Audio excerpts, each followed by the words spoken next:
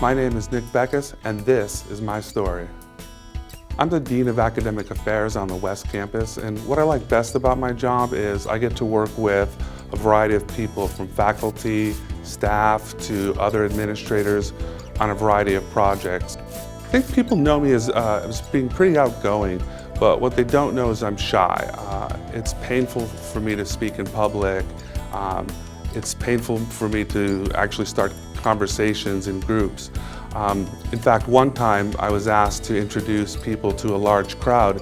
When I got up there, I said, I think I'm gonna vomit. I'm so nervous. Everyone busted out laughing, but what they didn't know was that literally I felt like I was going to vomit. One of the persons who inspired me the most was my 8th grade teacher, Jane Conroy, or Miss Conroy. She wouldn't like me to call her Jane. Going from 7th grade to 8th grade, I did not want to be in her class. She had a reputation as being mean and nasty, and no one wanted to be in her class. So when I found out I was in her class, I was really disappointed. But something about me, there was something about me that she took a liking to.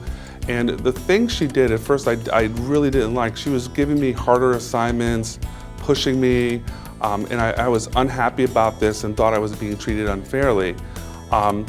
In fact, one time she said, you know, Nick, I'm gonna let you do this assignment a little bit differently. And when I turned it in, she goes, I'm very disappointed in you. This is not what I was expecting. I was crushed. I mean, I didn't know what she wanted.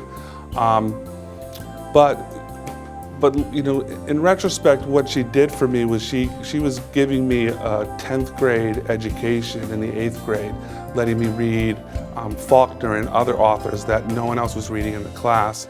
And the thing that I remember the most about her is, and that showed that she really cared about me, is that year in the spring, her husband died in a boating accident.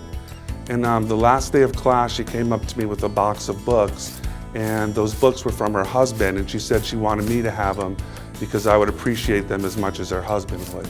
The biggest impact is that good isn't good enough, that you can't get by with just being good. You have to be excellent at what you do.